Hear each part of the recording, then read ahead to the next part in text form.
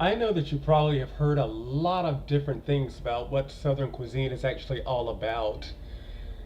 I myself have heard we eat dirt, we eat squirrel, raccoons, rattlesnakes, and of course, some of that is true. Not so much anymore, but it is true. I've heard people eating those things. But Southern cuisine to me is the five basic food groups. We eat what most people eat. We cook it in a different way, however. And to me, Southern cuisine is all about comfort.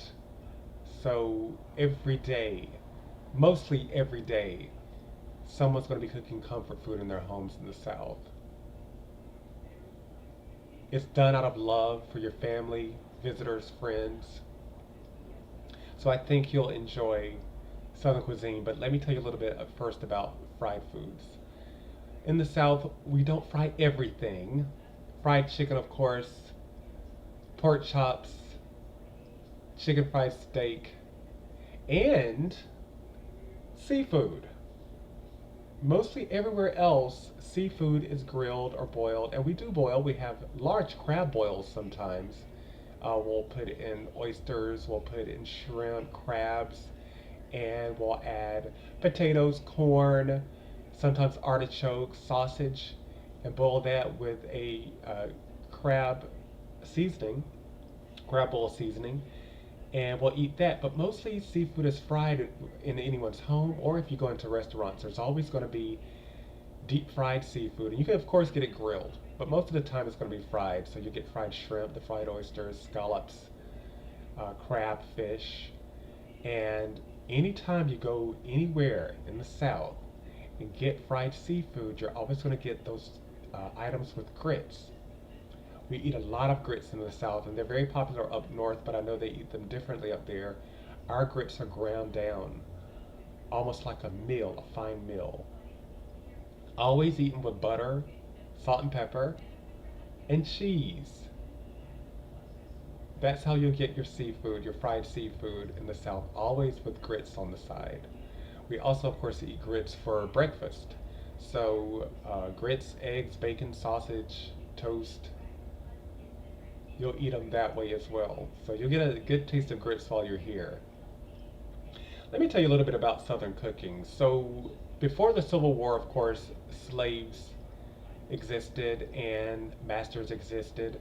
Slaves were given scraps from their master's plates or from whatever animal they killed.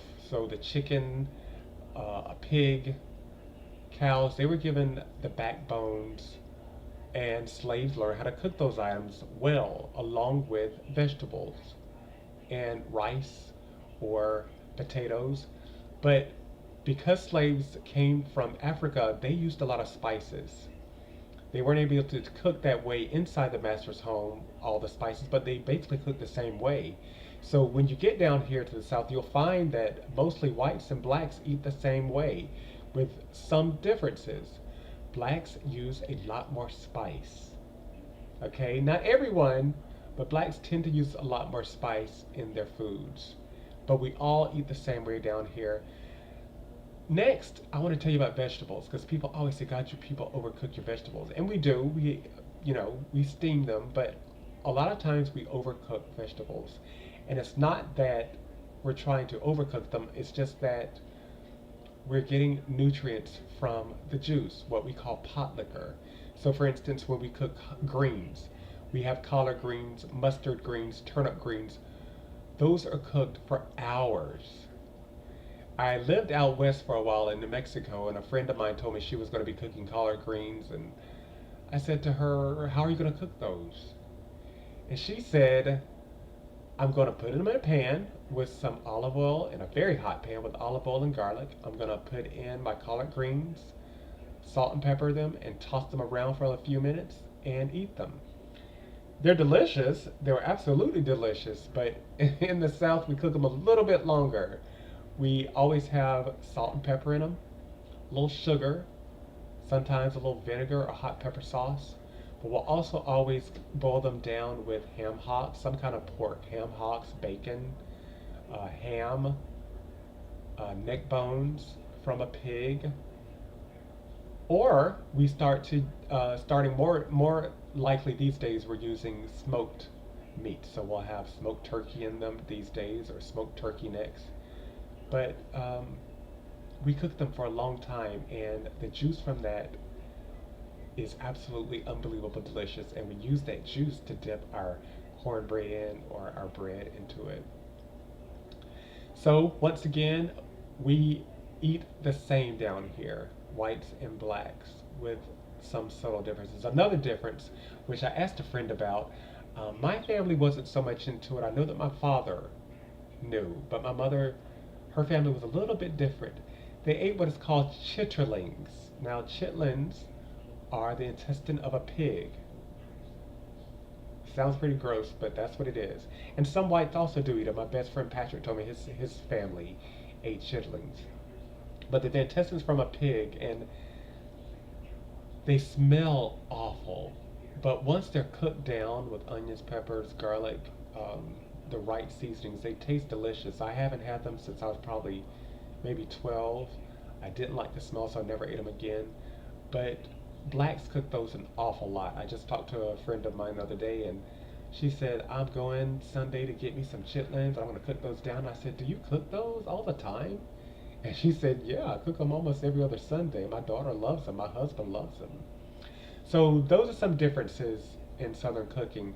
After the Civil War, of course, blacks were cooking for the master, and he loved the way they cooked. So those permeated together. So there are very few differences between what blacks and whites eat down here.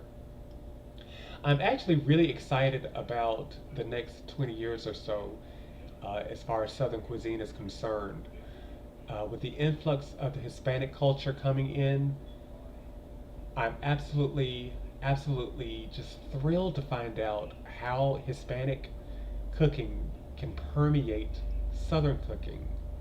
It's going to be quite fascinating with the different spices that Hispanics use, Mexican mostly, down here in the South.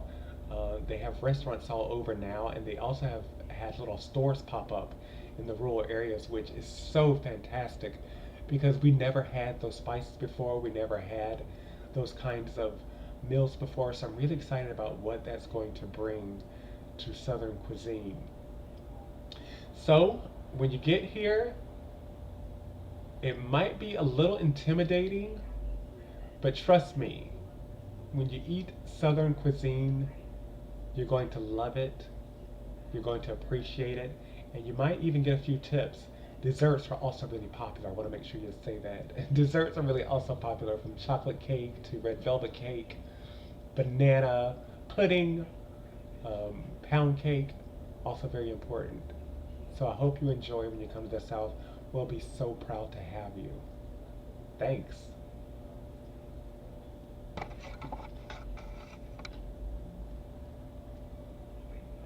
Tab. Mute speakers checkbox not checked. Tab. Finish button to access.